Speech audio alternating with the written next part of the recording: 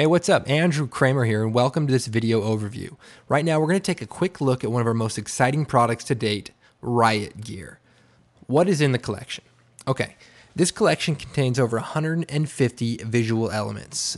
These elements are in high definition, and many of the effects are filmed at 60 frames per second, so it makes for easy speed changes. For example, right here I have a clip that's 5% the original length. It runs quite fast. Again, we have a 25%, and then we have a 200%. Now, if we go frame by frame here, you'll notice that each frame is unique. And that's because this is filmed at 60 frames per second, allowing much more. Basically, this allows your video to play back smoothly, even if it's slowed down. These elements will also work with any video standard, including PAL and NTSC. In After Effects, you can easily change the frame rate of your footage simply by going into the Interpret Footage settings and change the Conform to frame rate, 25 if you're in PAL or 2997 if you're in NTSC. So depending on what you're looking to do, After Effects allows that capability. So now to the most important side of this overview, and that is, how do I use these effects?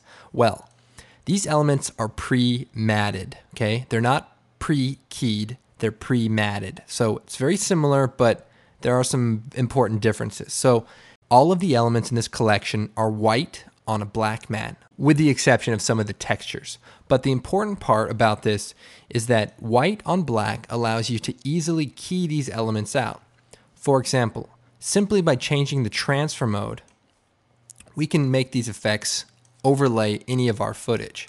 Say we want the effect to actually be black. Well, simply invert the video and change the transfer mode to multiply.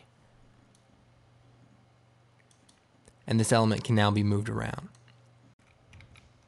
Now, what about colorizing these effects? Well, there's an easy way, color correction, hue and saturation, and you can use the colorize function here and go from any color to any other color. Very good way to do it. Another way to do it is use the effect color correction curves. And if we go to the red channel and we basically offset these gammas, we can come up with some very nice looking effects that wouldn't necessarily be capable from the hue and saturation controls. And that's because the variances in the different highlights. So I like to use curves to come up with any colors that I may want to use. Now, how can I get these elements to be colored and matted? Well, if you colorize them, you can also change the transfer mode to screen, for example. But sometimes the elements will be transparent, like you see here. So what you want to do is a simple function called set matte. And to do that, we're going to choose Effect, Channel, Set Matte.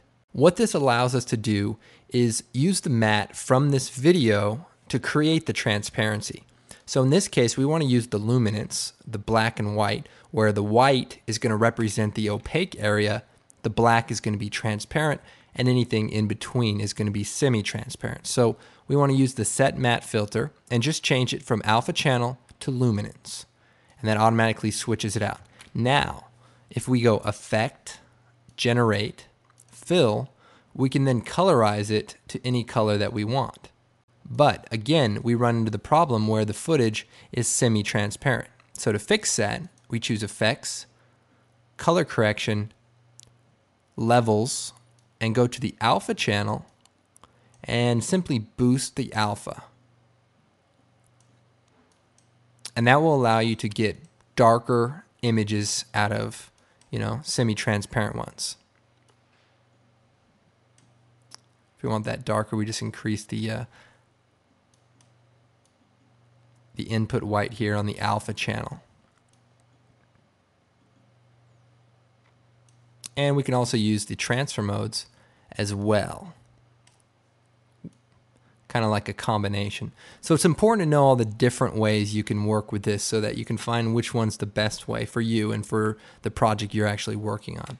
Another way to use these elements is using the track matte function, and that can be found near your transfer modes. For example, if I create a new solid and I take my solid, put it underneath the layer I want to track, or in this case, this paint element, I can change the track matte for the red layer to look at the layer right above it and change it to the Luma Matte Paint one.